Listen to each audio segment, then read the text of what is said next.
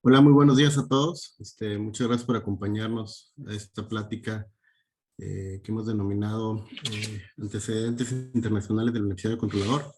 Como su nombre lo indica, pues será una plática en donde nuestro ponente, que ahorita me permitiré presentar, tratará de abordar cuál es el origen, ¿no? Es decir, en torno a las regulaciones internacionales que existen sobre esta figura, qué es lo que dio lugar hoy a la implementación de esta identificación que se tiene que hacer ahora para efectos fiscales de la Universidad del Controlador, ¿no? Una figura que ya existía aquí en México en otras materias del derecho, como es la prevención del lavado de dinero, o como son la legislación bursátil. Y bueno, la idea es un poco entender cuál es el origen de esto para tener un mejor cumplimiento en la medida que, como yo creo que muchos de los que estamos aquí participando, pues no ha sido sencillo, ¿no? La interpretación, la forma de aplicar las disposiciones del código sobre el tema. Y bueno, Diego, me permito ahora sí presentar a nuestro ponente, Diego Marván Mas, es licenciado en Derecho por la Universidad Iberoamericana, tiene igualmente por parte de dicha universidad una maestría en Derecho Fiscal, es maestro en Políticas Iberoamericanas Anticorrupción por la Universidad de Salamanca, cuenta con un certificado por la Comisión Nacional Bancaria de Valores y la UIF como especialista en prevención del lavado de dinero, forma parte del Comité de Prevención del Lavado de Dinero del World Compliance Association y es socio de la firma Chévere Ruiz Amarripa en el área de compliance empresarial y prevención del lavado de dinero. Diego, muchísimas gracias por haber aceptado nuestra invitación para participar en este evento. No, de nada, Jorge, muchas gracias por la invitación, muchas gracias a la barra y sobre todo al capítulo de Nuevo León. Como siempre, un placer estar aquí con ustedes. Adelante, perdón, Jorge. No, Diego, antes de dejarte el micrófono, Diego, quería, no sé, a lo mejor precisar, me parece que la modalidad en la que estamos permite que todos los que estamos, todos los asistentes, podamos hacer el uso de la voz. Entonces, si te parece, Diego, desde luego, y con ánimo de hacer un poco más dinámica la plática, pues quien tenga alguna duda, comentario, por favor levante su mano para que podamos hacer una pausa o Diego pueda hacer una pausa en su plática y pueda formular su cuestionamiento, ¿no? Yo creo que con mucho gusto lo podemos llevar la plática de esta manera y me parece que es más productiva y es más enriquecedora que haya un diálogo, ¿no? Más que un monólogo. Así que, Sí, sin duda, Jorge, adelante. Si al no alcanzara yo a ver la manita levantada por estar presentando, me interrumpes, por favor. claro. Les preparé una pequeña presentación con la idea, como decía Jorge, es un poquito más dinámico. Me avisan si ya la ven, ¿no? Ahí se debe estar ya viendo. Sí, adelante, Diego. Bueno, como mencionaba Jorge, la idea es platicar un poquito los antecedentes internacionales respecto a la identificación del beneficiario controlador. Entender por qué a partir del 2022 ya en México es obligación, en términos del Código Fiscal de la Federación, identificar a nuestro beneficiario controlador, información que tenemos que incorporar como parte de nuestra contabilidad, que esto es importante que todos lo tengamos presente. ¿Por qué? Porque si nos llegara a requerir la autoridad y no lo tenemos, independientemente de las sanciones económicas que son altas, pues puede haber sanciones mucho más graves, ¿no? Como es la restricción de los sellos digitales o la baja del padrón de importadores y exportadores, que, pues imagínense, pudiera ser catastrófico para cualquier empresa. Antes de entrar ya en materia, me gustaría puntualizar que lo que vamos a ver es de dónde viene y cómo llegamos a lo que tenemos hoy en el código, y sobre todo que tengamos todos presentes que en términos del artículo 32b cuáter del Código Fiscal de la Federación, en específico su último párrafo, nos señala expresamente que para efectos de la interpretación de toda la normatividad referente al beneficiario controlador, necesariamente, ante cualquier duda, nos tenemos que remitir a las recomendaciones emitidas por Gafi y por el por el Foro Global sobre Transparencia e Intercambio de Información, ¿no?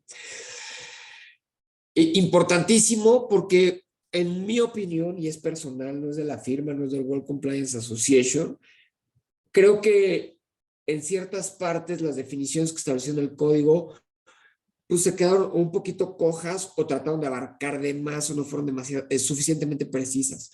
Entonces siempre tenemos que remitirnos a esos ordenamientos con la idea de entender qué es lo que busca toda la comunidad internacional y qué es la información que requiere nuestro país. Ahora sí, pues ¿dónde surgió todo el tema, no? Todo empieza importante, toda la regulación del beneficiario controlador deriva de normativa relativa a la prevención del lavado de dinero, ¿no? ¿Cuándo surge la necesidad de combatir el lavado de dinero? Específicamente ya los países toman acción. En 1989 el G7, en una reunión plenaria del 16 de julio, pues señalan que ya el problema en las drogas ha alcanzado proporciones devastadoras para los países, por lo cual invitan a todos los países, sobre todo aquellos que tienen este problema presente, para unir esfuerzos y tomar acciones en contra del tráfico de drogas, pero sobre todo contra el lavado de dinero respecto de eso, ese ilícito, ¿no? Dentro de los mandatos de ese foro, en el punto 53, se conviene crear pues, lo que se conoce como GAFI, el Financial Action Task Force, que tendría su primera sesión en abril de 1990, ¿no? Entonces, derivado de este mandato del G7, se crea GAFI en 1990, que su mandato es combatir el lavado de dinero y encargarse que todos los países miembros tengan la normatividad suficiente para combatir el lavado de dinero. ¿Ok? En un inicio, el GAFI publica las 40 recomendaciones que únicamente estaban encaminadas a combatir la prevención del lavado de dinero. ¿Ok? Posteriormente, derivado de los sucesos de septiembre 11, Nueva York, se señala que no solo deben de combatir el lavado de dinero, sino el financiamiento al terrorismo. ¿Okay? Que creo que pues aquí es muy claro, ¿no? La diferencia entre prevención del lavado de dinero y financiamiento al terrorismo, que en el lavado de dinero tenemos recursos que provienen de actividades ilícitas y en el financiamiento al terrorismo no necesariamente, ¿no? Cualquiera de nosotros podría ser simpatizante de ISIS y mandar una lanita mensual para que pues, tengan sus tortas y puedan tirar sus AK-47, ¿no? Entonces, es importante tener esa definición, pero también los países tienen que asegurarse que eso no se dé. En virtud de esto, en 2001 se incorporan a las 40 recomendaciones 8 recomendaciones especiales encaminadas únicamente a combatir el financiamiento al terrorismo. En 2003 se revisan las 40 recomendaciones y aquí les puse un asterisco porque aquí en 2003 ya surge la primera definición o el concepto de beneficiario final para efectos de prevención del lavado de dinero, lo cual lo platicaremos un poquito más adelante, pero quería traérselos primero cronológicamente cómo se fue dando. En 2004 se incorpora una novena recomendación especial para combatir el financiamiento del terrorismo. 2012 se vuelven a revisar las recomendaciones y GAFI se da cuenta que a lo mejor si solo combatimos el financiamiento al terrorismo y la prevención del lavado de dinero nos estamos quedando un poquito cojos porque también hay temas de proliferación de armas de destrucción masiva que también los países tienen que empezar a combatir. En 2022 recientemente ya se refuerzan las reglas relativas a beneficiarios finales, derivado que pues, la comunidad internacional se dio cuenta que muchos países dentro de su normatividad o estructuras jurídicas se puede ocultar fácilmente la identidad de un individuo. Ahora sí, 40 recomendaciones. En 1990 la recomendación 10 señalaba que las instituciones financieras de los países no deben de mantener cuentas anónimas o bajo nombres ficticios, ¿no? Recordarán que Pues había países europeos que inclusive si tú eras cuentaviente, no sabían que el cuentaviente era Diego Marván, sino el cuentaviente a lo mejor era un número nada más, y derivado de estas presiones que ha habido por el Grupo de Acción Financiera Internacional, pues ya, por ejemplo, en Suiza ya no se permiten ese tipo de cuentas, ¿no? Necesariamente a las instituciones financieras debe requerirles identificar a sus clientes a través de documentos oficiales o información confiable, ¿no? Aquí todavía no se hablaba de beneficiario final, pero sí se establecía que verificar si alguna persona pretende actuar en representación de un cliente y en su caso necesariamente identificarlo. Como decía Jorge, si cualquier duda llegara a surgir, por favor siéntanse con la libertad de interrumpirme, ¿no? Ya en 2003 se crea el concepto de beneficiario final. Dentro de la recomendación 5 se mueven las recomendaciones. Igual se mantiene que las instituciones financieras no deben de mantener cuentas anónimas o bajo nombres ficticios. Se incorpora ya una figura en el sentido que las instituciones financieras deben realizar medidas de debida diligencia de sus clientes, Know Your Customer. Como parte de estas medidas de debida diligencia, identificarlo, verificando su identidad, usando información o documentación fiable e independiente, identificar al beneficiario final, aquí ya aparece, y tomar medidas razonables, para verificar su identidad. Aquí curioso, únicamente se señalaba que las instituciones financieras tendrían que llegar hasta el momento en que ellas se encontraran satisfechas respecto a quién era el beneficiario final. Hablaba de un tema de satisfacción de la institución financiera. En la recomendación 33 se señalaba que los países deben tomar medidas para prevenir el uso ilegal de personas jurídicas por parte de lavadores de dinero. Deben de garantizar que exista información adecuada, precisa y oportuna sobre el beneficiario final y el control de las personas jurídicas. Y sobre todo, importantísimo, que puedan obtener y accesar a dicha información, porque ya si no pudieran las autoridades acceder, pues de nada sirve, ¿no? ¿Para qué sirve que todos recopilemos la información si la autoridad no la puede utilizar? Hoy en día se mantiene el tema respecto a las instituciones financieras no pueden mantener cuentas anónimas o bajo nombres obviamente ficticios. Continúa la obligación de que las instituciones financieras emprendan medidas de debida diligencia del cliente.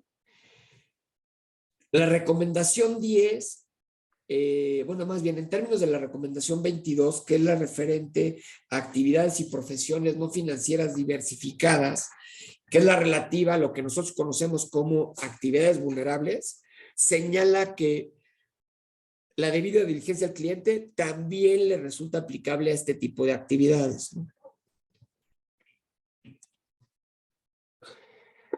Como parte de las medidas de debida diligencia, se señalaba necesariamente identificar al cliente y verificar la identidad del mismo, utilizando datos, documentos e información confiable y de fuentes independientes. Identificar al beneficiario final y tomar medidas razonables para verificar la identidad del mismo, de manera tal que la institución financiera esté convencida. Antes nos hablaba de un tema de satisfacción, ahora tiene que tener certeza que conoce quién es el beneficiario final. Para las personas jurídicas y otras estructuras, se debe incluir que las instituciones financieras entiendan la estructura de titularidad y del control del cliente. Aquí, por ejemplo, pues ya podrán ver cómo ya hablamos de un tema de control y titularidad, ¿no? Que al día de hoy ya está más o menos reflejado en el Código Fiscal. La recomendación 24, aquí sí les puse el título, respecto a la transparencia y beneficiario final de personas jurídicas y otras estructuras, señala: los países deben de evaluar los riesgos de uso indebido de personas jurídicas para el lavado de activos, ¿no? Financiamiento del terrorismo y adoptar sus medidas. Los países deben necesariamente asegurar que existe información adecuada y precisa y actualizada sobre el beneficiario final, el control y que las autoridades competentes puedan obtener o la que puedan tener acceso de manera rápida y eficiente a través de un registro de beneficiario final, un mecanismo alternativo.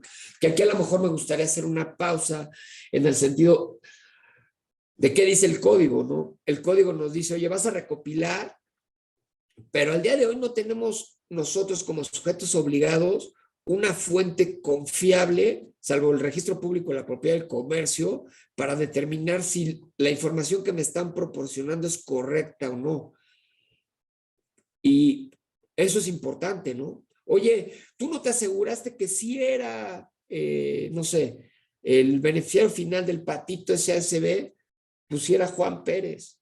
Bueno, pues fue lo que me manifestó, pero yo no tengo forma de averiguar que así sea. O sea, en la medida que tampoco el gobierno realice este tipo de actividades, el sistema está cojo. Y como abogados, pues podemos hacer valer argumentos ante cualquier cuestionamiento en ese sentido, ¿no? La obligación solo es para el sujeto obligado, pero no establece obligaciones para las personas que califican como beneficiarios finales o beneficiarios controladores para proporcionar esta información. Los países deben facilitar el acceso a la información sobre el beneficiario final y control por las instituciones financieras y las actividades vulnerables, vamos a llamarlos así. Transparencia y beneficiario final de otras estructuras jurídicas. Pues deben prevenir igual el uso indebido de estructuras jurídicas. Aquí sobre todo se refiere ya a los fideicomisos. Asegurar que existe información adecuada y precisa y oportuna sobre fideicomisos expresos, incluyendo información sobre fideicomitente, fideicomisario y sus beneficiarios. Hoy sí vemos el código que nos dice que tratándose de fideicomiso se debe identificar al fideicomisario, al fideicomitente y al fiduciario, ¿no? Atendiendo ¿a qué? A lo que nos dice Gafi. Importante también tener en cuenta que en México, a diferencia de otros países, pues como institución fiduciaria o como fiduciario solo pueden actuar las instituciones financieras, ¿no? A diferencia en Estados Unidos, que a lo mejor un abogado puede actuar como trustee, en México no. Y también se incluye que los países deben considerar medidas para facilitar el acceso, lo que veíamos en la recomendación anterior, tanto para las instituciones financieras como las actividades y profesiones no financieras diversificadas respecto a este tipo de estructuras. Ahora sí, habiendo más o menos repasado, la idea no era repasar las 40 recomendaciones, sino solo centrarnos en las que se refieren al beneficiario controlador. Voy a hacer un poquito de referencia a México y las observaciones que nos han dado a lo largo del tiempo, ¿no? México en el año 2000 se incorpora a Gafi como miembro de pleno derecho. Antes de esto éramos, pues no miembros, vamos a decirlo, invitados. Estábamos ahí para poder empezar a generar nuestra regulación de prevención del lavado de dinero. Ya en 2000 se incorpora México como miembro. Si no mal recuerdo, inclusive en 2003 fuimos presidentes del Gafi, ¿no? Ha habido de 2000 al día de hoy, ha habido diversas rondas de evaluaciones. Las más importantes y las que son de fácil acceso son la tercera y la cuarta ronda. En 2008 es la tercera y nos evalúan respecto a cómo estábamos en nuestro sistema jurídico para atacar estos temas, tanto a nivel sistema financiero como de actividades vulnerables. Y en 2018 pues, es un seguimiento de esta evaluación, ¿no? Aquí les traje un par de los resultados de esta evaluación. La evaluación el informe de evaluación mutua de 2003 señala que respecto a la recomendación 5 de debida diligencia al cliente, aquí a lo mejor platicarles, no sé si lo sepan o no, las calificaciones pueden ser non-compliant, partially compliant, largely compliant o compliant, ¿no? Cumple, no cumple, mayormente cumple y casi cumple, vamos a llamar. Y señalan, respecto de debida diligencia al cliente en 2008, México no cumple. No hay un requisito explícito, directo, para que las instituciones financieras verifiquen, requieran que los solicitantes de operaciones comerciales declaren si actúan o no en nombre de terceros. No existe una disposición explícita para rechazar la apertura de una cuenta, por ejemplo, cuando la documentación, verificación de la identificación es inadecuada o no se puede completar, y para poner fin a relaciones comerciales existentes cuando no se pueda completar la debida diligencia del cliente y presentar, en su caso, un reporte de operaciones sospechosas.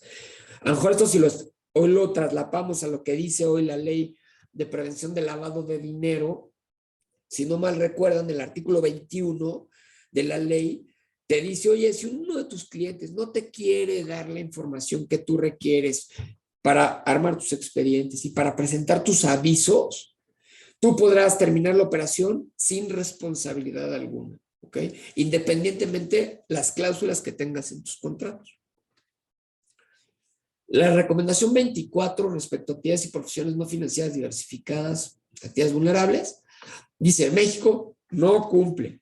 No existen reglamentaciones sobre prevención de lavado de dinero y ataques contra el financiamiento del terrorismo para ninguna de las categorías de actividades vulnerables, excepto servicios fiduciarios que solo pueden ser suministrados por instituciones financieras. Recomendación 33 respecto a personas jurídicas y beneficiarios finales. México no ha tomado medidas para impedir el uso de, no ha tomado medidas para impedir el uso de personas jurídicas en relación con el lavado de dinero. El registro posiblemente no pueda obtener o tener acceso a información adecuada, precisa y actualizada sobre la propiedad y el control finales. México no ha tomado medidas apropiadas para asegurar que las personas jurídicas que utilizan acciones al portador no sean utilizadas incorrectamente para el lavado de dinero. Como pueden ver en la evaluación, aquí está mal, se me fue, es un 2003. Salimos reprobados. ¿Ok? Pues, ¿qué pasó? Pues México tuvo que hacer muchas reformas. Por ejemplo, se reformó el artículo 115 de la Ley de Instituciones de Crédito. Se publica en 2012 la Ley Federal de Prevención e Identificación de Recursos de Procedencia Ilícita, que aquí me equivoqué con el acrónimo. Y en el artículo 3 ya se señala una definición de beneficiario controlador, que dice, importante, aquí sí quiero poner énfasis, que nos dice persona o grupo de personas.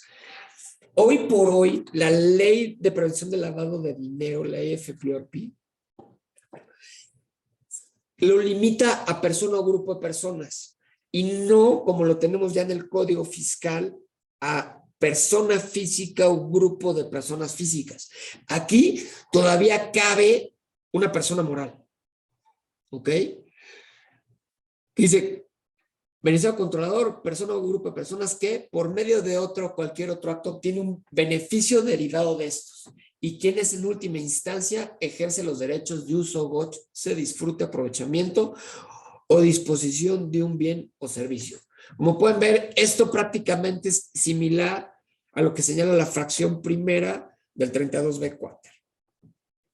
Y lo dice, B, ejerce el control de aquella persona moral que en su carácter de cliente o usuario lleve actos u operaciones con que realice actividades vulnerables, así como las personas por cuenta de quienes celebra alguno de ellos, ¿no? La ley continúa señalando, oye, ¿qué se entiende por control? Igual, persona o grupo de personas que controla una persona moral cuando a través de titularidad de valores, importante, a través de qué, de titularidad de valores, por contrato cualquier acto, puede imponer directa o indirectamente decisiones en las asambleas generales, ¿no? ¿Que a quiénes son? Pues necesariamente un accionista mayoritario, si no, no hay forma. Mantener la titularidad de derechos que permitan directa o indirectamente ejercer el voto respecto de qué, más del 50% del capital social. En cambio, hoy en el código hablamos del 15%. Dirigir directa o indirectamente la administración o la estrategia o políticas de la empresa. Como pueden ver, la definición de control de la ley FPRP es prácticamente la misma que tenemos en el Código Fiscal de la República. En 2017 se reforma las disposiciones de carácter general respecto al artículo 115 de la ley de instituciones de crédito y se señala que para efectos de esas disposiciones se entenderá por propietario real aquella persona que por medio de otra obtiene beneficios derivados de una cuenta, contrato u operación y es el verdadero dueño de los recursos. También comprende a aquellas personas que ejercen el control sobre una persona moral, así como en su caso a los fideicomisarios de un fideicomiso, el mandante de un mandato o el comitente tratándose de una comisión. Se hicieron esos ajustes. En 2017, si no mal recuerdo, por ahí de noviembre tuvimos nuestra visita y en 2018 se publica el informe de evaluación mutua respecto a México, ¿no? A ver cómo íbamos respecto al último que había sido en 2008. La debida diligencia del cliente, en vez de salir non-compliant, ya salimos partially compliant, subimos un punto. Señalan que falta de requisitos integrales para identificar a quienes, ahora sí ya nos ponen punto a beneficiarios finales y verificar sus identidades, incluidos aquello de las personas jurídicas y fideicomisos. Faltan requisitos integrales para mantener información de la debida diligencia actualizada. Respecto a la recomendación 22 relativa a actividades vulnerables, igual nos califican partially compliant. Dice, para clientes que son personas jurídicas o estructuras jurídicas, no existe el requisito de entender la estructura y propiedad y control. No hay requerimientos específicos para identificar a fideicomitente, al protector o beneficiarios o clase de beneficiarios tratándose de estructuras jurídicas. 24, transparencia de estructuras y personas, nos dice, la evaluación nacional del riesgo no brinda una visión coherente con respecto a los riesgos de uso indebido de personas y estructuras jurídicas. No representa la percepción del riesgo de todas las autoridades competentes. No hay una obligación general para que todas las sociedades deban obtener y mantener actualizada la información del beneficiario final. Aquí está el por qué todos estamos obligados. Ninguna de las sociedades, dice que para algunas, pero no todas tienen la obligación de obtener y mantener información actualizada de su beneficiario final. No hay un requerimiento explícito para garantizar que la información básica sea precisa y actualizada en forma oportuna. No hay disposiciones específicas que requieran que las sociedades mercantiles cooperen con las autoridades competentes en la determinación del beneficiario final. Pues aquí está. ¿Por qué tenemos que proporcionarle al SAT esta información en el término de 15 días? Porque nos marcaron este FAO. Después de esto, ¿qué surge? Hay unas iniciativas de reforma del grupo parlamentario de Morena, que están hoy detenidas en el Senado, que son, platicábamos ayer Jorge y yo, son como Pedro y el lobo, ¿no? Ahí viene, pero nunca llega, ahí están detenidas. Y dentro de lo que se proponía es modificar todo lo relativo al beneficiario final. Señalado que siempre será una persona física y se considera como tal, ya refiriéndose al beneficiario final, a quien por medio, ya perdí mi puntero,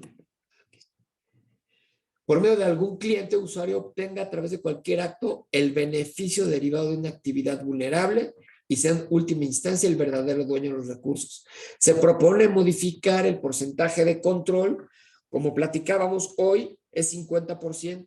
Se proponía modificar a 25% del capital social.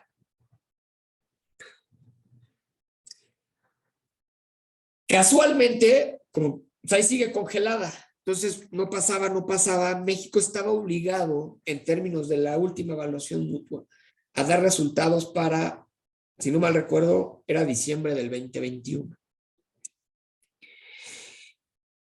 Y se toma la propuesta de reforma y prácticamente se avienta en el Código Fiscal de la Federación, lo cual, en mi opinión, pues es un poco cuestionable, por no decir otra palabra.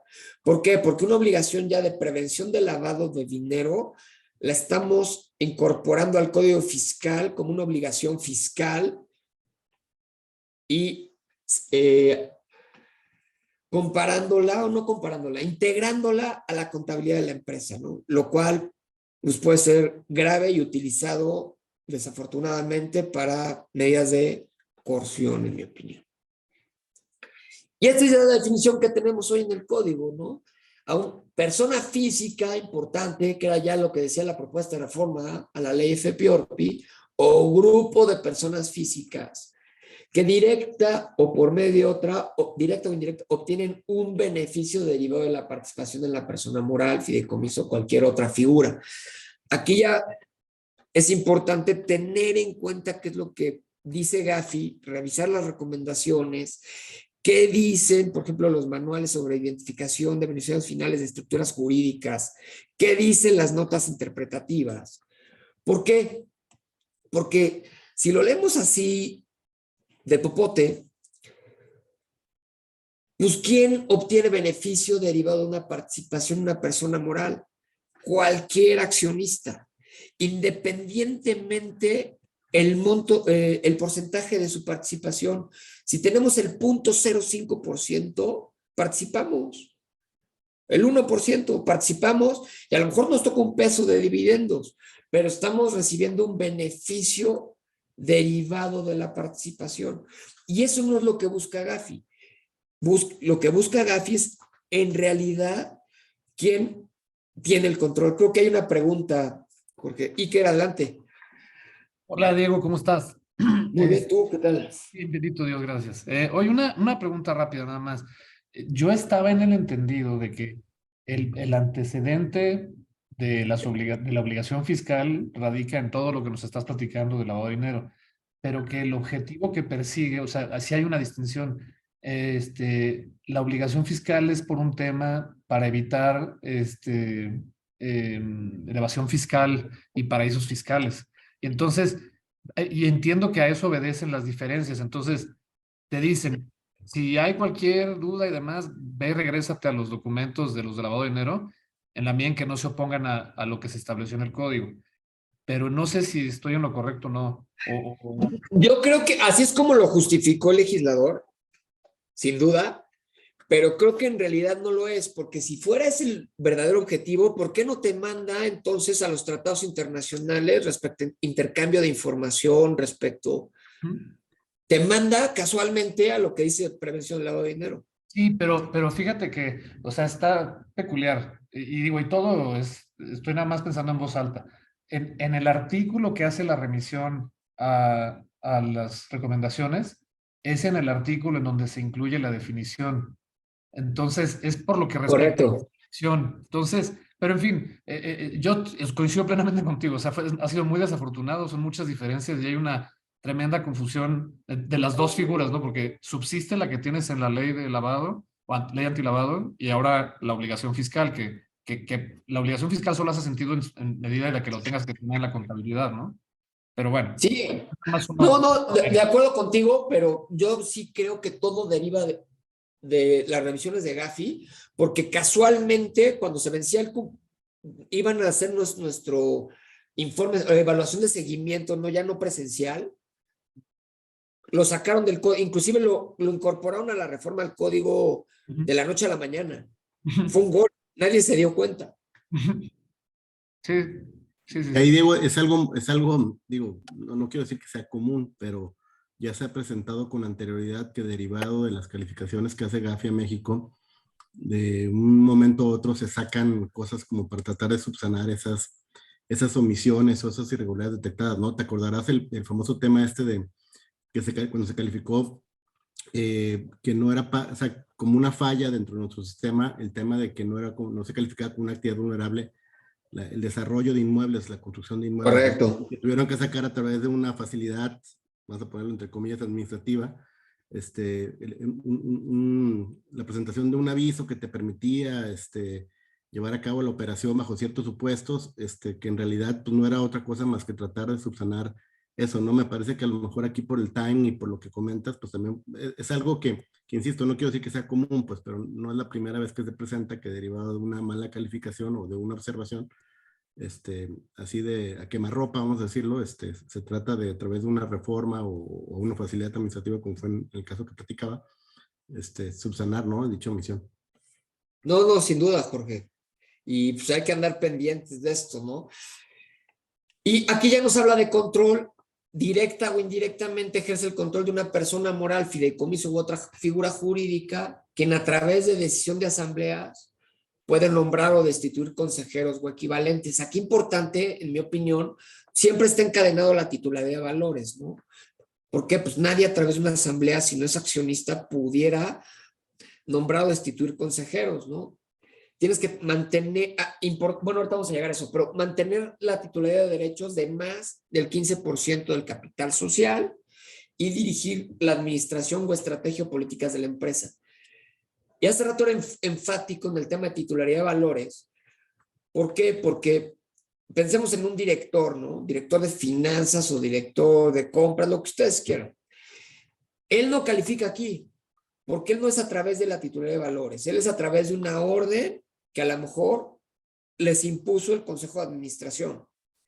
Y el CEO únicamente está permeando esa instrucción. Él no tiene titularidad de valores, a lo mejor sí, ¿no? Pero si no tienes una titularidad de valores y únicamente eres un empleado, no eres beneficiario controlador. Importante y súper importante que siempre tengamos en mente la resolución miscelánea fiscal en el sentido que la definición que establece el 32B Quater debe de leerse de forma sucesiva, es decir, primero la fracción primera, luego la segunda, primero el inciso A, luego el B, luego el C. Si en algún momento llegamos a identificar quién ya califica como beneficiario controlador, en ese momento nos paramos. ¿Por qué? Porque ya lo identifiqué. Si tengo a alguien que puede destituir consejeros, no tengo que llegar a ver quién tiene más del capital social, porque yo ya tengo a alguien seguramente que tiene más del 50. Él es el que manda, el otro no. ¿Me expliqué? Aquí les traía también las sanciones que pues ya las conocen, que dice que si no obtenemos o conservamos la información o no la presentamos, las multas van de 1,5 millones a 2 millones de pesos, no mantenerla actualizada de 800 a 1 millón,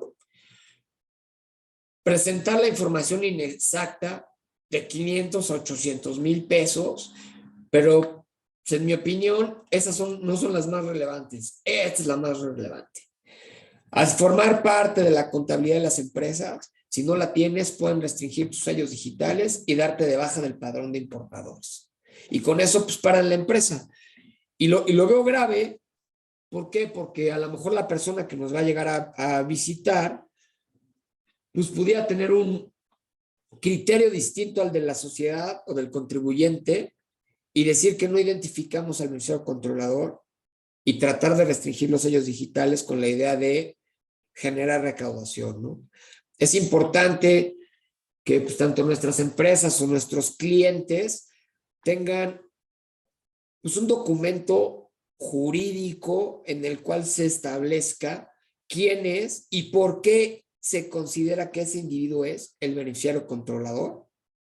Si determinamos que fue el consejo, ¿por qué fue el consejo? Pues porque ya hice toda esta labor y no logré determinar bajo las reglas del 32B Quater. Ninguno de los supuestos se actualiza, ningún individuo. Y por ende, pues la ficción es que será el Consejo de Administración. ¿Ok?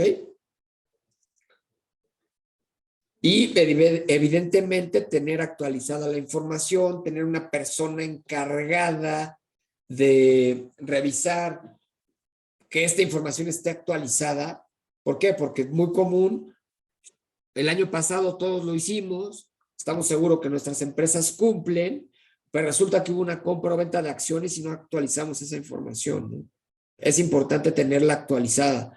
A lo mejor toco madera, pero fallece alguno de nuestros accionistas y tenemos un heredero, sea, hay que modificarla, hay que mantener a partir de cuándo falleció. Pues básicamente es lo que les traía preparado. No sé si quieren que platiquemos algo en específico, Jorge. No, Diego, muchas gracias. La verdad es que la sesión está justamente programada para que fuera así, 45 minutos de plática, en los cuales cumpliste tal cual al pie de la letra. Creo que Iker tiene otra pregunta, con muchísimo gusto la podemos dialogar. Y invitar también a cualquiera de los que nos acompañan, si tuvieran alguna duda, comentario, la idea es que podamos utilizar este foro como una herramienta de diálogo, ¿no? En torno a esto, que yo creo que todos los que estamos aquí sabemos que no ha sido sencillo la interpretación y aplicación de las normas, ¿no? Iker, adelante, por favor. Gracias y disculpe que tanta pregunta, pero... No, Al no, revés, adelante, al con revés, gusto. Iker. Tú sí pusiste atención. Oye, Diego, a ver, una de las cosas que a mí me ha sido muy útil de esa referencia que hace a las recomendaciones por cuanto a la definición y la determinación e identificación del beneficiario controlador en la obligación fiscal, es que en el caso de empresas, hay una de las recomendaciones, creo que es la 10, que habla de que cuando son empresas que cotizan en bolsa, Correcto. no es necesario integrar la información. Entonces, Es la hay nota una interpretación interpretativa, es la nota interpretativa de la recomendación 10, Iker. Correcto, correcto. Lo único ahí, coincido contigo, pero hay que tener mucho cuidado. ¿Por qué? Porque el código sí te dice que cuando no logres identificar, como a lo mejor sería en el caso de una empresa pública, porque no sabes cómo está el float o cambia todos los días, el código sí te señala, o más bien la miscelánea, que debe ser el consejo de administración. Entonces ahí lo que tienes que ponderar es decir, pues no estoy obligado porque pues, debe de obrar ahí en Indeval y en CNBB y en la bolsa, todos esos temas de quién es, o mejor identifico a mi consejo y disminuyo mi contingencia o probable contingencia que me vayan a multar o bajar mis sellos digitales, ¿no? Sí. Que eso no quita importante que tengas ese argumento ante un cuestionamiento de la autoridad. Oye, yo tengo que ser el consejo por A, B, C y D. Aunado a ello, digo que como dice el 32BTR, me tengo que ir a las recomendaciones y las recomendaciones dicen que no estoy obligado respecto a empresas que coticen en bolsa ni sus subsidiarias. ¿Por qué? Porque se supone que la información ya debe de estar en los registros públicos de cada país, que en este caso sería el Indeval. ¿Tienes dudas? Pregúntale a él. Sí, sí, sí, sí. Yo lo que hemos estado haciendo es que, independientemente de que aplicamos ese argumento, hacemos una certificación que hace constar los hechos relevantes al hecho de que cotiza en bolsa, y en el mismo contenido de la certificación dirigimos a la autoridad a las fuentes de información pública donde pueden validar pues, la lista de subsidiarias, quiénes son los miembros del consejo, y eso se mantiene permanentemente actualizado, ¿no? Porque están listadas. Correcto. Pero sí, muchas gracias. Buenísima la Y presentación. no, y sabes que, Iker, también importante, que nos ha tocado ver a todos, temas de congruencia, ¿no? Que el cliente te dice, oye, yo no puedo identificar a nadie. Y resulta, como tú bien dices, te metes a la información pública de la empresa, al informe anual de la bolsa, y resulta ahí que Juan Pérez, a través de un fideicomiso, posee el 40% de las acciones. Entonces, por un lado, a lo mejor estás diciendo que no lo puedes identificar, pero por otro lado, la misma empresa ya le dijo al Indeval que sí es este individuo. Hay que tener cuidado con esos temas de congruencia, de que no estemos diciendo una cosa ante el Indeval y otra cosa a las autoridades fiscales, porque pues, ellos pueden cruzar la información. Imagínate que nos digan, hay falsedad de declaraciones ante autoridad administrativa, o no es cierto lo que estás diciendo, no sé. Sí, sí, sí. Sí, y digo, nada más, y ya para cerrar ese punto, te quería compartir que la otra parte del argumento que es relevante en ese aspecto es, pues si lo que buscan es prevenir la evasión fiscal y que te escudes en una estructura compleja societaria para esconder quién es la persona que se lleva el beneficio de la operación de negocios. Eso es privado y por eso es que tienes que generar el expediente para que cuando te lo pidan ellos puedan ver quién está detrás de la cortina. Pero si es una empresa pública y la información se tiene que reportar y tienes obligación bajo la ley de bolsa de poner la información a disposición y de validarla, entonces quiere decir que es información que es públicamente disponible. O sea, no hay cortina. ¿Sí me entiendes? Sí, correcto, correcto. Y que ahí el tema yo creo, Iker, es que, digo, evidentemente esta ley o esta obligación pues no está enfocada a las sociedades que cotizan en bolsa, ¿no? Ujú, Lamentablemente, pues la ley no puede distinguir, es decir, no puede decir estos sí, estos no, porque pues ujú. sería sumamente cuestionable. Yo a la par de lo que dice, digo, creo que también hay que considerar, digo, desde luego, es que varía mucho lo que se reporta en bolsa por parte de empresas bursátiles, o sea, porque hay veces que aparecen los apellidos de las familias, que son los que podemos denominar como grupo de control, pero hay veces que aparecen el nombre de las personas, ¿no? Específicamente. Luego hay veces que eh, aparecen los consejeros, o sea, como que hay mucha, inclusive dentro de lo que se informa en bolsa, no son uniformes los criterios que las empresas que cotizan en bolsa reportan, ¿no? Entonces también creo que es un factor de lo que a la par de lo que dice Diego, ¿no? De que esa homogeneidad o esa paridad que tiene que haber entre lo fiscal y lo bursátil que se vuelve relevante. Víctor. Exacto. ¿Qué tal? Gracias. ¿Cómo están? Gusto saludarlos, Jorge Luis, Diego, y Buenos días, aprovecho Víctor. para saludar a Iker. La duda, Diego, tú en tu experiencia internacional, o sea, sabemos que todos estos mecanismos, digo, la explicación que diste muy clara en cuanto a que este beneficiario controlador es una pequeña, vaya, de las disposiciones de la ley contra el lavado de dinero. Pero bueno, pues hemos visto que en el país es dar informes por lo que respecta a notarías públicas, instituciones.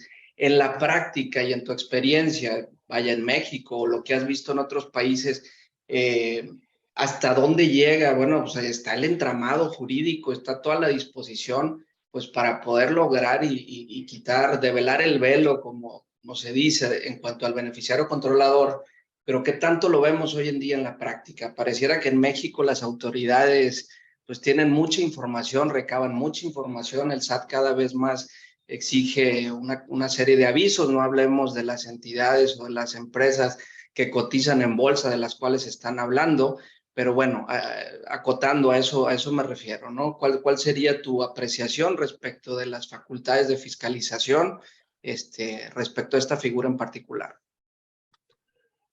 Y creo que es muy buen punto el que platicas, Víctor, porque cuando platicamos con un cliente y nos dicen, no, es que yo soy una subsidiaria, por ejemplo, norteamericana, ¿no? Y no me van a querer dar nada. Pues hace poco, no, si no me recuerdo, es el CFT, se publicó una norma en que también a las corporaciones ya las obliga a tener temas de transparencia y para ellos no es algo nuevo. Entonces el tema es aprender a transmitirles a ellos, oye, pues también en Estados Unidos ya están reportando y no podemos reportar algo distinto, porque también existen los tratados de intercambio de información. Imagínate que aquí decimos, no, pues Estados Unidos no quiere dar nada, y resulta que en Estados Unidos preguntan, y dicen, no, pues cómo no, John Smith. Entonces sí hay un tema de congruencia y eso es muy bien importante sensibilizarlo, porque luego tratamos con el área fiscal y a lo mejor no es la puerta correcta, a lo mejor es jurídico o a lo mejor ya tiene un área de cumplimiento que ve el tema de bolsa y dice, no, no, sin problema, aquí está. Pero es muy importante lo que dices, ¿no? Hay países más renuentes, ¿no? Que esa información es mucho más privada, Bahamas o Caimán, que ahí sí, pues creo que regresamos a lo que dice Iker, ¿no? También sirve para combatir ese tipo de estructuras y personas que le invierten ahí, que pues no es que sea malo, ¿no? El único tema es que se han utilizado ese tipo de figuras indebidamente. Pero importantísimo lo que mencionas en el sentido de decir, oye, seguramente no es algo extraño para tu corporativo. Plantéalo de esta forma y te lo van a proporcionar. Y así lo hemos visto en la práctica, no sé, Jorge. Sí, no, y digo, y hay, o sea, en México, para efectos fiscales, lo que se ha hecho, lo que se está haciendo es tenla como parte de tu contabilidad. ¿Y por qué como parte de tu contabilidad? Para que cuando vaya el SAT y te pregunte, pues no le digas que no tienes obligación de mantenerla, ¿no? O sea, por eso es la acotación de que tiene que formar parte de tu contabilidad. Pero no es un tema de reporteo, inclusive. Tú te vas a otros países y en muchos grupos multinacionales, la obligación, pues, lejos de ser ajena, es cotidiana y es mucho más, no, rígida, por decirlo de alguna forma, o más que rígida, es de más diligencia, porque es un tema de reporteo constante, ¿no? Es decir, tú tienes que constantemente estar reportando quiénes son tus beneficiarios controladores, ¿no? Aquí en México no ha llegado todavía hasta ahorita un tema de reporteo, por lo menos para los efectos fiscales que estamos viendo ahorita, pero pues es mantenerla, ¿no? Para que ante un requerimiento lo tengas que entregar, pero digo, un poco a la par de lo que comentabas Víctor y Diego, me parece que en otros países ya existía desde hace tiempo y es más, es un poco más de diligencia, implica un poco mayor de diligencia, ¿no? De estar constantemente reportando, que el día de hoy en México todavía no, insisto, para efectos fiscales todavía no lo tenemos así. Eso que mencionas, Jorge, creo que es importantísimo en el sentido de que aquí en México esa petición del SAT, tenemos 15 días para proporcionarlo. Nos ha tocado inclusive que algunos fedatarios públicos, a mí yo ya lo vi, en un proyecto de una escritura, querían incluir un capítulo del beneficiario controlador, poniendo ahí quién era, ¿no? Y eso lo debemos evitar a toda costa. ¿Por qué? Porque esa escritura va a acabar en el Archivo General de Notarías y cualquier persona la puede ver. Y como me señalabas, esa información, en ese momento que es información privada y sí la protege la ley de protección de datos personales. Y si nosotros se la damos al notario así, yo creo que estás incumpliendo. Tendrías que decirle, oye, pues aquí está, pero para que la conserves y si te la piden, la das. Pero es el único caso a través del cual la puedes proporcionar y te digo que es confidencial y si la conoce alguien más que tú, estás en falta, ¿no? Creo que Víctor iba a señalar algo. Muchas gracias a los dos.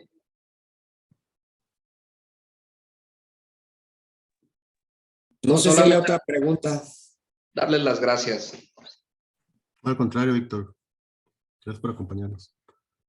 Digo, nos quedan poquitos minutos.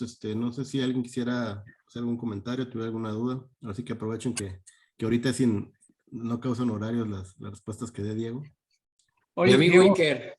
ya, pues ya, como nadie levanta y pregunto mucho, no he cambiado de libero ahorita, así es que, oye, también está contemplada como en las reglas, en la resolución, que la falta de tener el expediente es causal para que te nieguen la opinión positiva de obligaciones fiscales. Correcto.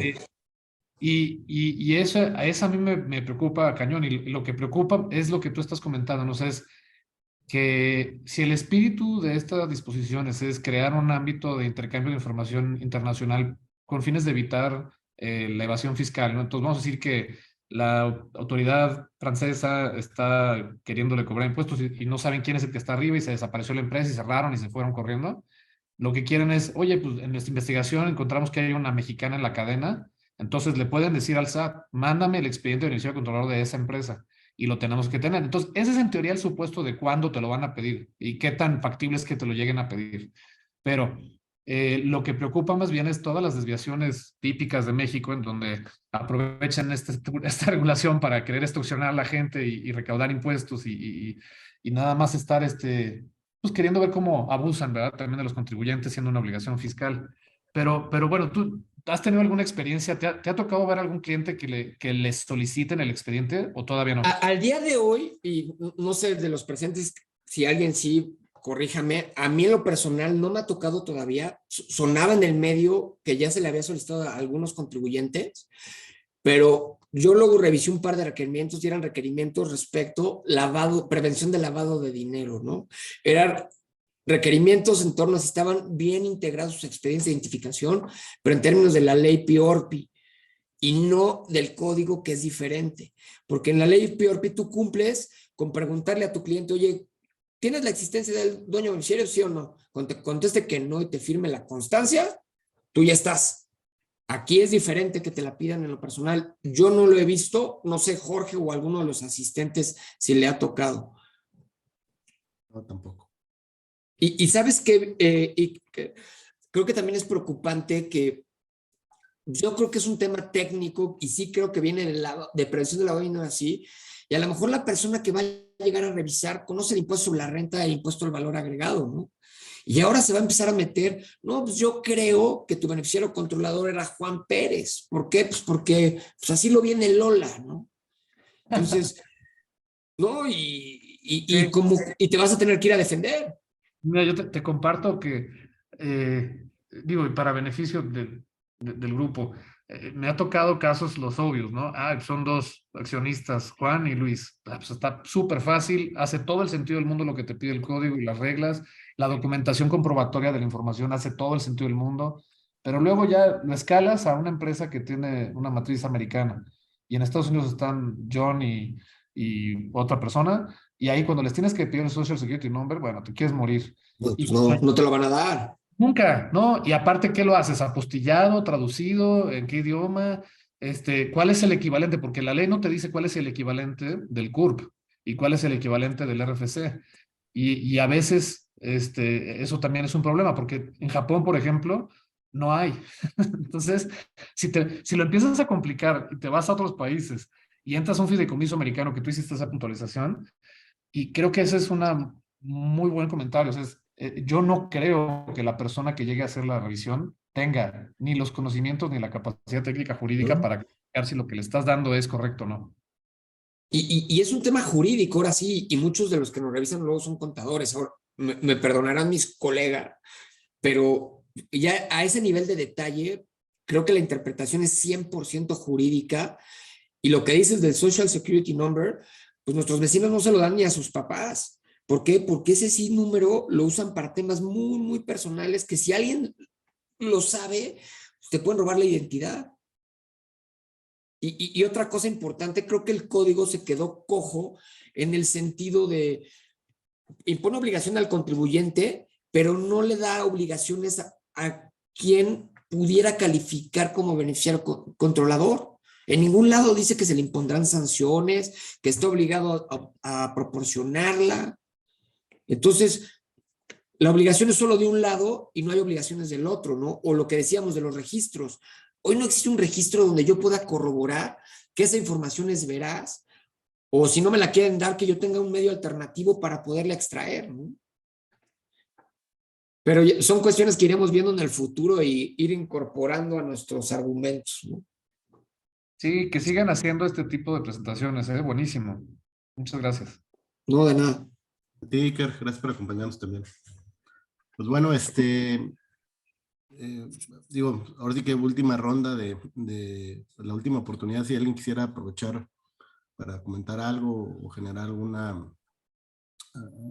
punto de discusión, que más que discusión lo quisiera denominar de diálogo, pero bueno, si no hubiera algo más, digo, si hubiera algo más, con toda confianza interrúmpanos, y si no, pues aprovecho para digo, pues la entrega virtual de tu reconocimiento. Diego, muchas gracias por acompañarnos, felicitarte, creo que fue muy clara, muy bien llevada, el personal me gustó mucho y creo que a varios de los que estamos aquí ya han manifestado su conformidad de igual manera.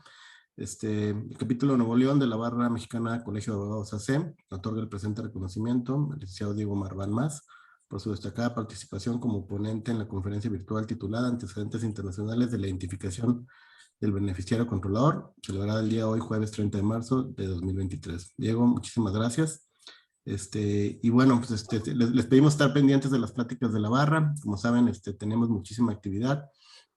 Un poco en la línea de lo que comentó Iker, trataremos de hacer pues, eventos de temáticas parecidas, de puntos más o menos de discusión similares a los que estamos platicando hoy. Y pues muchísimas gracias a todos por acompañarnos. Diego. Gracias por la invitación, Jorge. Gracias a la barra, al capítulo de Nuevo León y como siempre, pues un gustazo. Hasta luego, bye. Bye.